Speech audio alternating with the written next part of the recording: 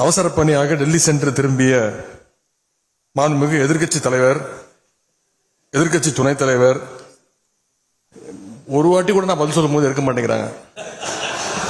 நானும் தொடர்ந்து பார்த்துக்கிட்டே இருக்கிறேன். ஏற்கனவே 2 வருடங்களுக்கு முன்பு என்னுடைய காரில் ஏறி அவர் செல்ல முயன்ற போது நான் சொன்னேன், இந்த விஷயத்தை கார் எடுத்துட்டு போங்க, ஒன்றும் பிரச்சனை இல்லை அப்படின்னு.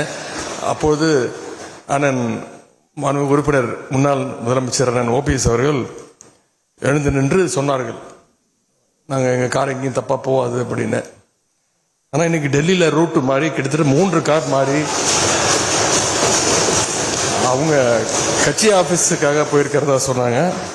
அதுக்கு வாழ்த்துக்கள். என்னுடைய சேப்பாக்கம் திருவல்லிக்கேணி தொகுதி உறுப்பினர் மக்களுக்கு இந்த நேரத்தினுடைய நன்றியை நான் தெரிவித்துக் கொள்கின்றேன். பொதுவாக ஒரு பேப்பரில் எழுதும்போது சிலர் ஊ போட்டு கீழே 2 லைன் போட்டு எழுத ஆரம்பிப்பாங்க.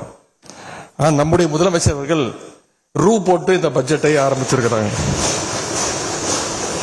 பாசிஸ்டுகள் எத்தனை ரூல்ஸ் போட்டு தமிழகத்தை அடக்க நினைத்தாலும் பட்ஜெட்ல ஒரே ஒரு ரூவை போட்டு அவர்களை அலறச் செய்தவர்தான் நம்முடைய மாண்பு முதலமைச்சர் அவர்கள்.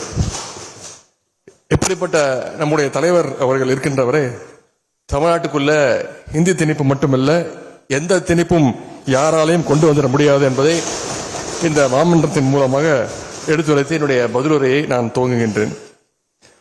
வறுமை ஒழிப்பு திட்டங்கள், ஊரக கடன்கள் துறை.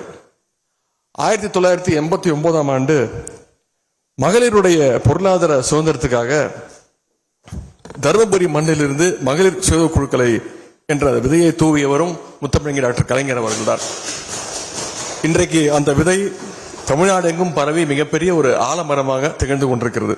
இன்னும் சொல்லப்போனா இந்திய ஒன்றியமே நம்முடைய சுய குழுக்களை பார்த்து அவங்க திட்டங்கள் அவங்களோட உரையாட வேண்டும் என்று முதலமைச்சர் அவர்கள் அறிவுறுத்தியிருந்தாங்க.